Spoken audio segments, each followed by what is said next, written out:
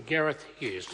Kia ora, Mr Speaker. Ngā mihi nui kia koutou. Kia ora. I rise to vote in favour of the Check Duty Repeal Bill, the Climate Change Response Unit Restriction Amendment Bill, but, Mr Speaker, to oppose the Dumping and Countervailing Duties Amendment Bill. Mr Speaker, this is my first budget call in this patch of urgency. And listening to the debate in my office and in the House over the last 2 days, I think what you can see in the two bills we've seen in front of us in urgency, the budget actually summed up in the legislation. Obviously, we heard the budget in the Honourable Bill English's speech, we heard it with the Leaders' debate, but I believe you can see it in the bills this government decides to put through in urgency. The fact that these bills, which don't require urgency, are being put through in urgency also sums up the government very well. We see a government who's repeatedly used urgency with no need, a government which hasn't given New Zealanders the true accessible democracy and the right to a fair hearing and parliamentary scrutiny of legislation, which we've seen over and over.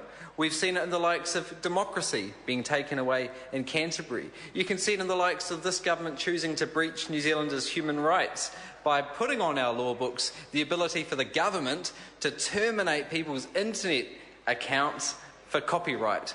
This is a government who did that in urgency, a government who made the unlawful lawful with the GCSB bill. Now, you can also see the nature of the government and of their budget in 2014 in the substance of the bills.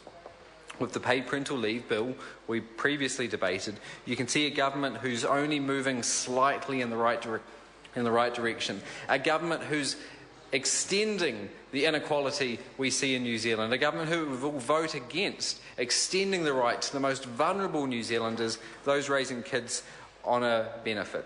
You can see it in the housing legislation we're debating right now, where the government's focusing on the 0.7% of housing affordability, yet ignoring the real issues facing us, like how our young Kiwi families get into home ownership, like how we see cheaper housing, building materials, greater competition, the state taking a more active role, building more state houses. We're seeing a government who's throwing the wood industry under the trucks.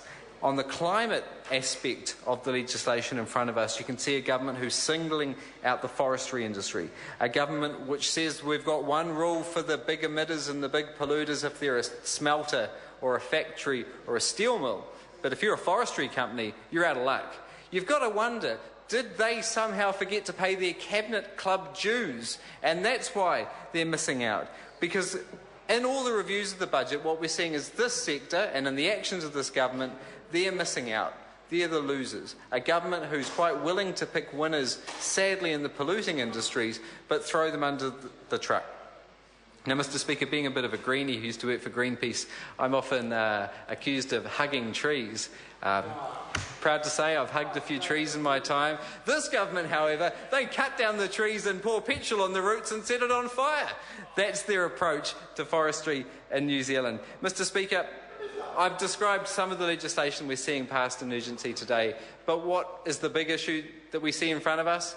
Well, it's the check duty bill, the 35 cents Kiwis are going to be saving, the 35-cent tax cut Kiwis got this election. Mr Speaker, that sums up the lack of vision, the lack of direction, an economy which, sure, is doing slightly better than Australia temporarily in this point in time, an economy which has had the stimulus of the Christchurch earthquake, but an economy that has no long-term direction. What we need is actually to embrace the entrepreneurialism, embrace the innovation, actually go into the future with confidence in a national strategy so we can deliver a richer New Zealand, so we can build a more prosperous country for our kids. Because what we're seeing in New Zealand is Kiwis working hard. We work some of the longest hours in the OECD for some of the lowest wages in the developed world, yet we pay some of the highest costs of living. Yet this country, on the economic rankings, is losing the race. Every year we slip a little bit more down those OECD rankings. So when we're dealing with wood, which is a major part of the bill we have in front of us, it reminds me of my hometown of Gisborne, because you can actually see our country's economic story graphically laid out on the waterfront. When we're looking at wood, what you see is the beautiful old freezing works.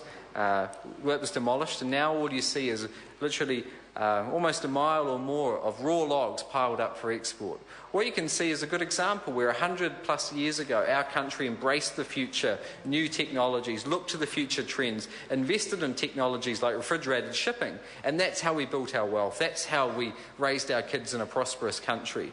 Yet what we're also seeing now is the short-sighted nature of our modern economy, the simplification, the reliance on simply exporting raw logs and milk powder around the world. That's not a recipe for a prosperous country, for lifting those 290,000 Kiwi kids out of poverty. So when we look at the wood aspects of the countervailing measures part of the separated bills, the bill which removes the dumping tariffs or suspends it temporarily, you've really got to question the reason for urgency. I haven't heard a compelling reason from the government benches. This should have gone through a due process.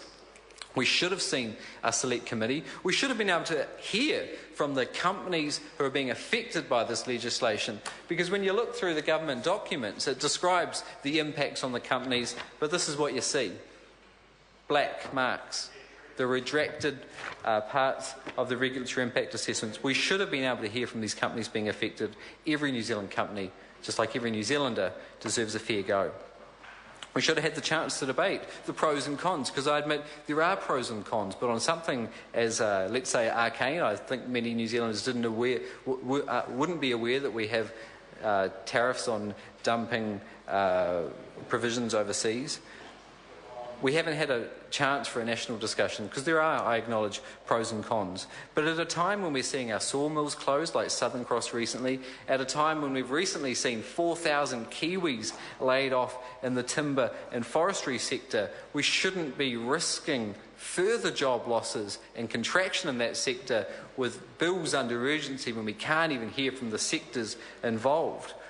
We can't keep going on as we are at the moment, just hoping countries will continue to buy our raw logs. The cost of this suspension of the tariffs is estimated at $27.8 million. We should have been able to have a conversation nationally involving the sector, involving experts, economists, academics, the public in our parliament. Gee, could have that $27.8 million have been better spent actually supporting the New Zealand home building supplies industries to become more competitive, to ramp up with the challenge of scale and the Christchurch rebuild? We should have had that conversation. Both the Labour and Green parties have put out comprehensive, well thought out strategies for our timber and building sectors in New Zealand. A few weeks ago, Dr. Russell Norman announced a structural timber award, because in the rebuild of Canterbury we should be using our timber products, supporting it.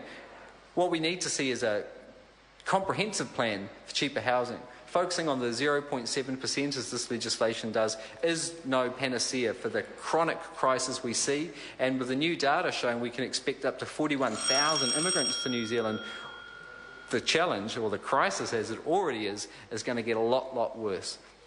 What we see in this budget legislation is a lack of action for first home buyers, a lack of action to drive down the costs of housing for Kiwis. Too many of our Kiwis are living in housing poverty, spending too much of their income on it. It's increasing every year over those historical trends.